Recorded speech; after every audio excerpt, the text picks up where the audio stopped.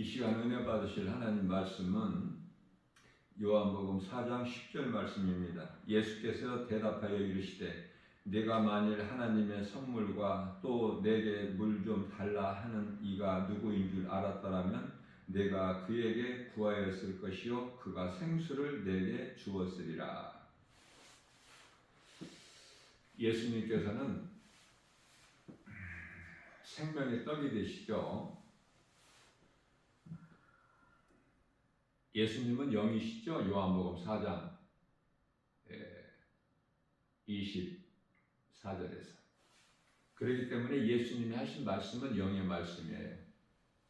여기서 생명의 떡이라는 것은 광야에서 40년 동안 먹고 또 죽었던 그런 이 세상의 모든 사람들이 먹는 그러한 몸이 사는 떡이 아니라 우리 영원히 사는 생명의 떡을 말씀하시는 거예요.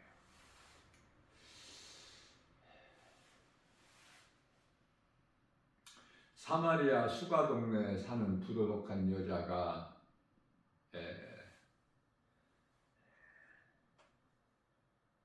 자기 삶이 더럽고 추해서 우물에 물길로 오지를 못해요. 해가 뜨기 전에 물길로 와야 되는데, 그래서 이 여자는 정오에 가장 뜨거울 때 낮 시간 정오에 물길로 오는 거예요. 은밀하게 아무도 없을 때.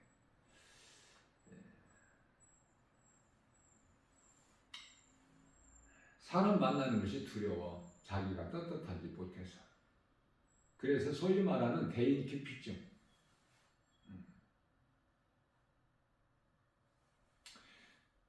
사람이 자기 이야기를 하기 때문에, 자기를 손가락질하기 때문에 그래요. 그래서 그날도 여전히 이제 물길로 정오 시간에 그 우물로, 야곱의 우물이라고 하는 그 우물에 물길로 왔는데 예수님께서 그 여자를 만나 주시기 위하여 기다리신 거 아닙니까? 복 있는 사람이죠.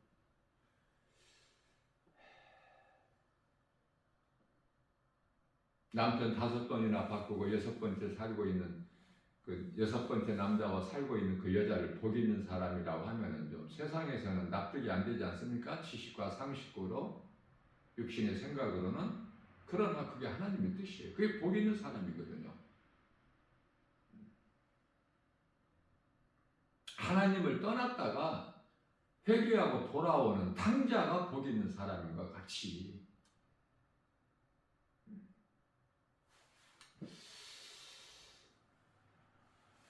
예수님께서 그 여자에게 내게 물 좀 달라 이렇게 하시잖아요. 그 여자는 육신의 생각으로, 아니 당신은 유대인인데 어떻게 이방인인 우리에게 물을 달라 하시나이까? 사마리아인 나에게 어떻게 물을 달라 하시나이까? 그때 이제 예수님께서 하신 말씀이에요. 예수께서 대답하여 이르시되 네가 만일 하나님의 선물과 또 너에게 물 좀 달라 하는 이가 누구인지를 알았더라면 네가 그에게 구하였을 것이요 그가 생수를 내게 주었으리라.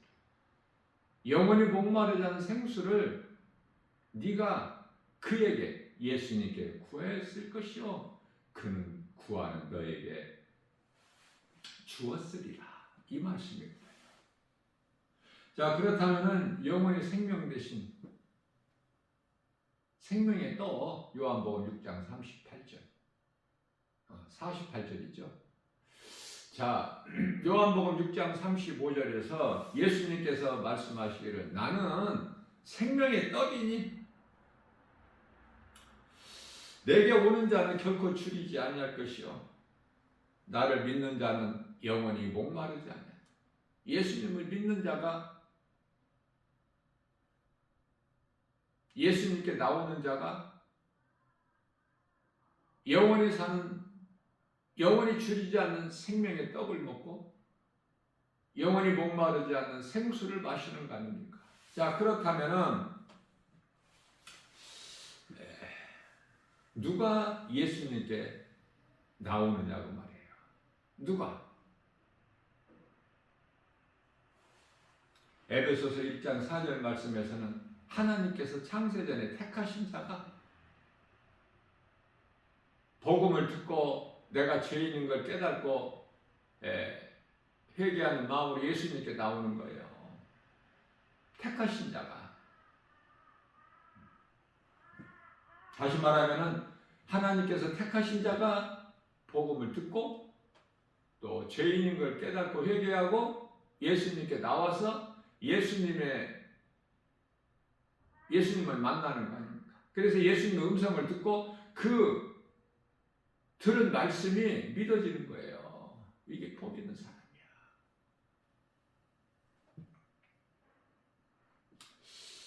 베드로전서 2장 9절 말씀에서는 너희는 택하신 족속이요 왕같은 제사장들이요 거룩한 나라요 그의 소유된 백성이니 이는 너희를 어두움 가운데서 불러내어 그 귀한 빛으로 들어가게 하신 이 아름다운 답을 선포하게 하심이라.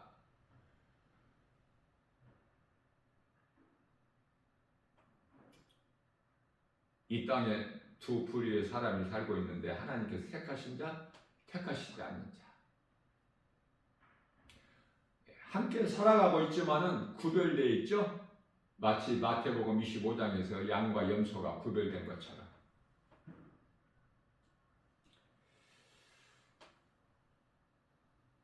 요한복음 4장 14절 말씀에서도 예수께서 이르시되 내게 나오는 자는 나를 믿는 자는 다시는 목마르지 아니하려니와 그 속에서 생수가 솟아나리라.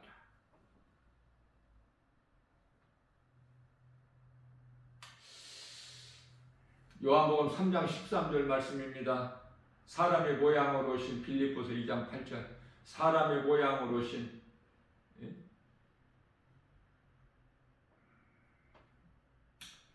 예수님께서는 하늘로부터 내려온 인자 외에는 하늘로 올라간 자가 없느니라. 왜 하나님께서 하나님의 아들로 이 땅에 사람의 모양으로 오셨느냐고 말해요. 왜 십자가에 죽임당하시고 부활하시고 승천하셨느냐고 말해요. 우리의 죄 문제를 해결해 주시기 위해서.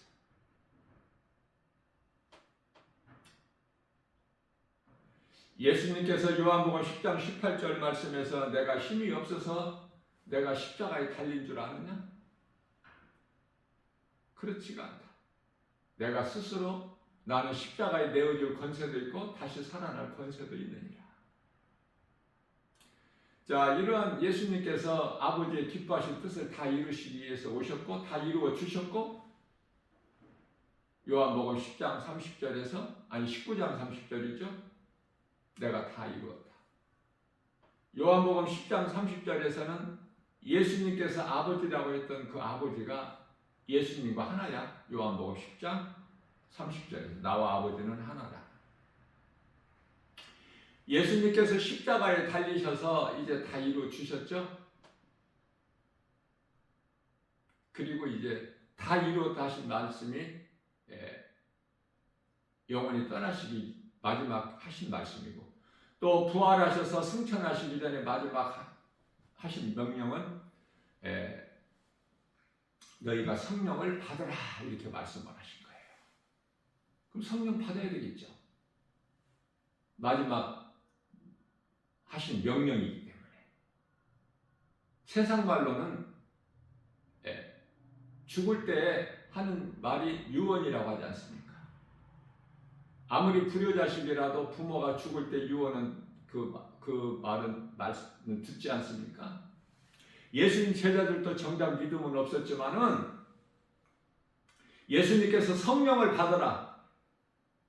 사도행전 1장 4절 말씀이 너희는 예루살렘을 떠나지 말고 아버지께서 내 이름으로 보내실 성령을 받으라. 그 말씀을 믿고 순종하고 마가다락방에서 성령 받기를 기도하고 성령을 받은 거예요. 오늘도 우리에게 새날을 주시고 이 생명의 말씀을 주셨어요.